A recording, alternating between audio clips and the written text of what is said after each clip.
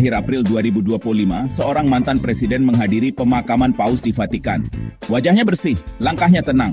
Bahasa tubuhnya seperti biasa. Hemat kata, hemat emosi, hemat penjelasan. Ia kemudian pulang. Tak lama berselang, muncul kabar ia sempat bertemu beberapa pemimpin dunia. Tapi tentu saja gayanya khas, ringkas, dan irit interaksi. Ya, dengan presiden dan perdana menteri yang lain bertemu. Hanya sebentar, hanya say hello saja. Hanya berbincang semenit 2 menit, ujarnya. Tentu, ini sudah termasuk pencapaian. Mengingat kualitas percakapan beliau yang selama ini dikenal publik, menyapa 2 menit itu sudah termasuk maraton diplomatik. Sebulan kemudian wajahnya berubah. Bukan tambah segar, tapi malah seperti korban uji klinis krim abal-abal dari kios kosmetik kelas Nusa Indah. Kulit leher dan pipi memerah. Muncul gurat-gurat yang membuat publik bertanya, sakit apa? Efek pengobatan, autoimun, infeksi kulit, atau alergi? Jawaban pun datang, tapi bukan dari dokter, rumah sakit, atau tim medis. Yang bicara justru ajudan. Ajudan, seolah kalau nanti ada operasi jantung, klarifikasinya boleh dari tukang kebun atau satpam komplek. Kata ajudan, itu cuma alergi biasa. Alergi yang katanya muncul setelah kunjungan ke Vatikan tapi baru terlihat sebulan kemudian. Kita pun belajar satu hal baru. Rupanya ada jenis alergi spiritual. Bukan karena debu, bukan karena cuaca, tapi karena tanda-tanda langit. Netizen mulai bergunjing. Apa ini balasan langit dari mubahala orang-orang yang dulu dipenjara karena disebut memfitnah? Mereka yang dulu dijerat karena dugaan, justru perlahan dibenarkan oleh kenyataan.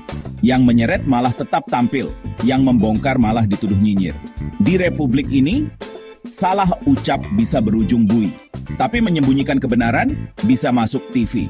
Tak heran kalau rakyat makin percaya kasak kusuk, karena yang resmi selalu telat dan yang jujur sering dihukum.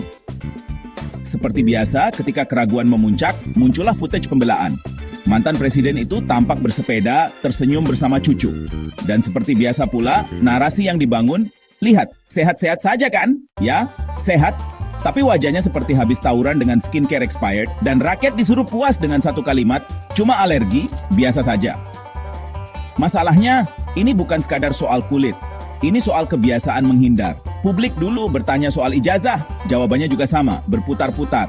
Bukan ditunjukkan agar tenang, tapi dioper-oper ke loyalis, buzzer, content creator, sampai influencer yang lebih sering endorse serum glowing daripada fakta hukum. Woi netizen! Mantan presiden kita bukan cuma alergi kulit. Dia alergi transparansi, alergi klarifikasi resmi, alergi dengan rakyat yang kepo soal data. Makanya tiap kali muncul kritik, yang keluar bukan jawaban tapi dongeng pengantar tidur. Sudahlah lihat tuh, dia masih bisa ketawa bareng cucu. Sebentar, sejak kapan tertawa bersama cucu jadi bukti medis?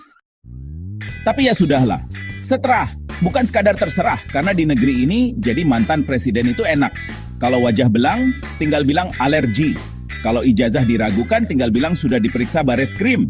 Walaupun katanya yang diperiksa bukan ijazah asli, tapi fotokopi.